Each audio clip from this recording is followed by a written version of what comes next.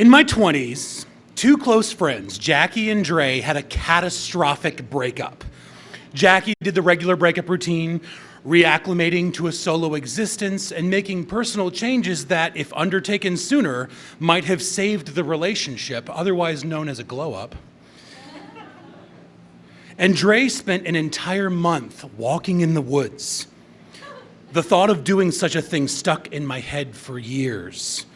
When you want something long enough, it becomes a fact. When my youngest turned 18, I was going to go on a long hike. It was to be my ritual, marking the end of one chapter and the beginning of the next. For those unfamiliar, the Appalachian Trail is the longest continuous footpath in the world. That's a lot of modifiers to get to a superlative. I am the tallest, best-looking white dude named Paul, currently living in my building.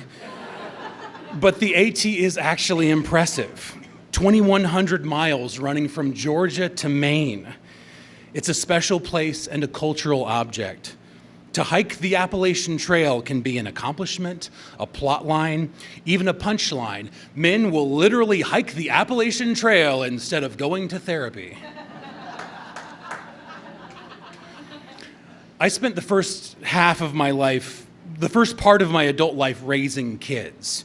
When I was 21 and studying theater, the universe thought I could use a baby instead. One random September Sunday, my girlfriend told me she was pregnant, and then before I knew it, I was 42 and my youngest had just turned 18. Every life decision I made up to that point was, in part, out of a sense of responsibility to my children. The reason why I had gotten married, the reason why I stayed in Norfolk for so long, the reason why I was working in advertising. It was a duty, voluntarily and joyfully assumed, but a duty nonetheless. The first time I had fled my hometown, it was under a cloud of deep depression, but this time was different. Normally, I jump out of the plane and figure something out before I hit the ground, but uncharacteristically, for this next chapter, I had squirreled away $25,000. I may be cavalier, but I'm not a fool. I wasn't about to walk off into the woods without a plan. I started giving away and selling my things, an estate sale for the first part of my life. Reading books by seasoned hikers told me what to expect. The weekend hikes prepared my legs for walking 13 miles a day. I bought a cool hat.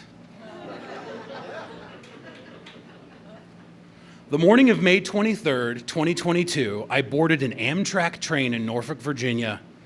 The train was full of folks in street clothes on their way to Atlanta, and me, a guy on his first day of voluntary homelessness. I got off the train in Gainesville, Georgia, bought an apple fritter at a coffee shop, and then I called an Uber. The official start of the AT is at the edge of Amicalola Falls State Park. Walking up the falls, I felt my mind begin to soften. The previous months of planning and the 21 years of duty to other humans receded into the background as I made my way up the waterfall. Every sign that pointed to the trail inspired a grin, and 8 miles later, I had someone take my photo next to a commemorative plaque, pitched my tent, and made my first meal on the trail. I didn't cook my noodles enough, and the sauce was watery. A fog descended, and the inside of my tent was dripping with condensation. My sleeping pad was uncomfortable. There was poison ivy and biting flies everywhere. I was content. I woke with the dawn, broke down my tent, sorted out my backpack, filled my water containers, and walked north. That was to be my morning routine until I arrived in Virginia, hopefully. The internet was full of posts of hikers who had cut their hike short due to broken bones, unscrupulous thieves, bear attacks. There have even been a few serial killers. Though I wasn't worried about the last one, I would have preferred not to get serial killed. On day 2, I walked in the fog for much of the day and shit in a hole for the first time. Even when you're doing it on purpose, pooping outside is a humbling experience. Once you've chosen a spot away from water sources and on a patch of dirt soft enough to dig up with a little lightweight hand shovel, You squat down and think of your ancestors.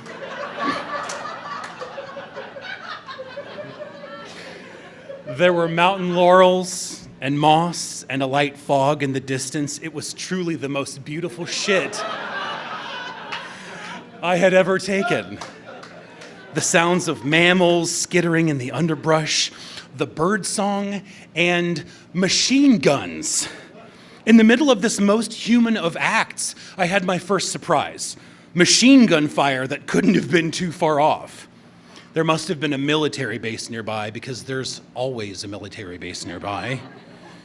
Even though I knew it was a training exercise, it's still unsettling. This continued for 4 hours and my peace was overtaken by anger. I thought of the shell-shocked combat veterans seeking out the peace of the trail after multiple tours of duty only to be confronted with the sounds of violence. I thought of the victims of American imperialism. I walked on with a mix of awe and excitement and a background hum of anger. I have a lot of anger. I was a depressed kid. I didn't like myself. I was lonely a lot despite my best efforts at making friends. And I got good at redirecting my self-hatred outward at anything that made me feel scared or small, and a lot makes me feel scared and small. That night I slept in my first shelter. Shelters are built all along the trail with access to nearby water and outhouses, bare boxes to store your food and colorful company. I met interesting people every day. I hiked with a teacher who was tackling the entire trail in 3-week sections every summer. A Lithuanian woman whose eyebrows shot up when I mentioned that I had been to Vilnius. I shared Mary Oliver poems with a woman named Gina who was walking the length of the trail in the wake of a nasty divorce. I had a long conversation with a South Carolina man who had the most beautiful Southern accent I have ever heard. He was hiking a 1-week stretch on the insistence of his wife instead of going to therapy. After 2 more days of sleeping in shelters and shitting in holes, I came across my first hostel in Suchess, Georgia. It was run by Nimrod, a man from Houston, Texas, who built stage sets in a previous life. Each hostel has its own unique vibe, and this is where communities are made. You get a chance to wash your clothes, rifle through hyper boxes of unwanted equipment and food, rest, get stoned, and sit around and talk with fellow travelers. Oh, did you see this waterfall? What's coming up next? Did you hear the gunfire? You trade life stories and trail stories and just let the richness of people's lives wash over you while you're waiting for your laundry to finish. You walk to the local post office to pick up the food you've mailed yourself, and if you're lucky, you take the shuttle into town to eat at a buffet. On the trail, you tend to eat the same thing every day. Lots of lightweight, dehydrated, processed food, chosen for nutrition and utility. At the buffet, you truly get to pig out. Plate after mountainous plate. It feels like a medieval feast. And it is all 100% guilt-free, truly. I consumed 3,500 calories a day, and I still managed to lose weight like I was on a hunger strike. I was walking an average of 13 miles a day with 40 pounds of gear on my back. I could walk as fast or slow as I pleased. If I wanted to, I'd stop. If I wanted to cry, I'd cry. I would burst into song whenever I felt like it. I could drink in every detail that nature had to offer. The heaviest thing I brought with me was me. About 5 times a day, I found myself filled with rage, examining some ancient wound. Seeing happy couples brought out my loneliness. Crossing paths with society's winners would stoke up my self-hatred, and a hatred for a world that I never fit in. Mountaintops are good for screaming. Other times, the anger was real and justified. About a weekend, I made my way to a shelter and met a woman and her teenage son. While we were making our dinner, she spoke about her life while her son remained silent. She was nice, but a little clueless, a lovable shitbird. However, the following evening, I got a chance to talk to the son, and this was the real picture. This woman had 6 kids, each from a different father, and she would leave for days at a time to get high with dangerous men, leaving these children to fend for themselves. The TV was on 24 hours a day. They grew up hungry. One of the children had suffocated to death while playing with a plastic bag. This boy was a dad himself, though he couldn't have been more than 16. He had a meth habit, and being on the trail was the only thing that kept him from using. As he spoke, his pain and desperation washed over me as I held back tears of anger. I have never hated someone so much as I had hated that woman in that moment. But for every vulgar person, I met 20 good souls, inspiring souls. Phoenix, Manimal, MacGruber, Graybeard, U-Haul, teachers and musicians and rascals, 3 childhood friends from Asheville getting together for their annual 5-day spring hike. U-Haul gave me my trail name. The longer you spend on the trail, the more you understand how sacred of a place it is.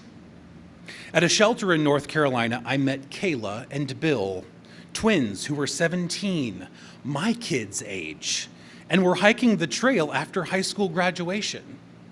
Though twins, they couldn't have been more different. Bill was shy and didn't have much to say. Kayla was affable and curious. It was clear this trip had been her idea. We spoke as we made dinner. I love conversations with kids of all ages. It's a chance to ask them questions that I wish someone had asked me when I was that age. Around day 35, I woke up in a shelter alone. The previous night, I had come into an empty camp. The clouds were right on the mountain, enveloping me in a thick fog. Everything was damp. In the shelter's fireplace was a log left from a fire lit the previous night. The fire was completely out, but the log was still warm. I turned it over and managed to reignite the fire. It was the first one that I had made the entire trail. The fire burned all night as I slept, and when I woke the next morning, I was completely drained of motivation. The fog was still there. Everything was wet. I was sick of eating the same thing every day. Peanut butter every fucking day. I sat there for half an hour just staring into the fog, and I had no choice but to walk. That was the longest 13 miles of the entire trip. My mind was empty, and there were no majestic views, just slippery rocks. The next day was prettier. I had come down off the mountain and was making my way across a cascading stream, but my emotional battery was still at 5%. And when I got to a road, I came across Kayla and Bill. I hadn't seen them for days, and they were just as drained as I was. We desperately tried to find a signal to call a shuttle, but no matter where we walked, our phones were useless. Fatigue, despair. I just sat in the dirt for 5 minutes. Then I made friends with reality. There was only one option, and dad mode kicked in. I looked at them. The next hostel is 8 miles away, and we just have to walk. And over the course of that day, the 3 of us found strength. I inquired about their lives and aspirations, shared stories, life lessons, music recommendations. Then we got some momentum. Then the fog cleared, and then the beauty was back. As we crested the hill, we saw a river below us. We wound our way down to Uncle Johnny's Nolichucky Hostel, Cabins and Camping. It was a busy hostel, tubing on the Nolichucky River, pizza buffets nearby, showers, and 35-cent Snickers bars. The best day of the trip was June 12th. On the edge of the Smoky Mountains, there's a luxurious shelter at Fontana Dam. There are showers, hiker boxes, and outlets to charge your phone. I stayed there for 3 days, ran into some friends I had made, and took the magic mushrooms I had been saving. When I was 21, the universe handed me a baby, and from that day on, it was me running just to keep up with the demands of life. I tried my best, and on that day, it was just me and the sun and the lake. I felt present. I felt accomplished. I had done it. I had seen two beautiful souls to adulthood, and now it was finally time to set off on the life I had been putting aside for 20 years. I made my way down to the lake, stripped my clothes off, swam out to a log, and just floated.